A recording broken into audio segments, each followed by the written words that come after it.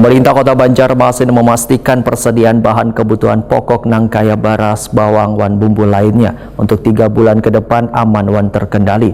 Walaupun komoditas kebutuhan pokok dijamin aman, namun warga diingatkan adanya potensi kenaikan harga nangkaya lombok, bawang, hintalu, wan beberapa komoditas lainnya lantaran dipicu cuaca ekstrim. Pemerintah Kota Banjarmasin memastikan persediaan bahan kebutuhan pokok nangkaya baras, bawang, wan bumbu lainnya untuk 3 bulan ke depan aman wan terkendali.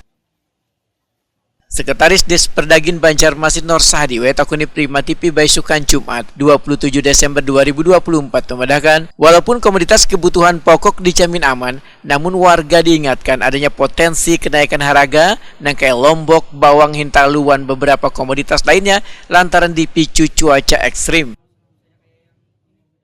Sudah terkendali 3 bulan yang akan datang itu sudah pokok sudah diprediksi kita untuk Kalimantan Selatan ini sudah aman.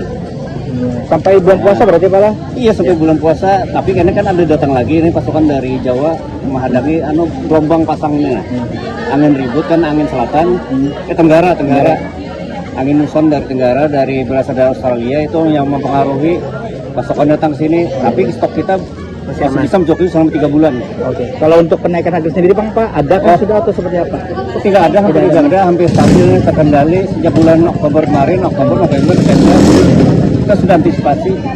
Iya, belanja minyak, sesuai dengan kebutuhan dan keperluan, ya sampai berlebihan, sudah mubazir. Nah itu aja ya kan. Dan para distributor juga jangan istilahnya limbahnya permintaan banyak, permintaan kurang tahun atau tahun baru harga dinaikkan kemudian menimbun, jangan sampai seperti itu.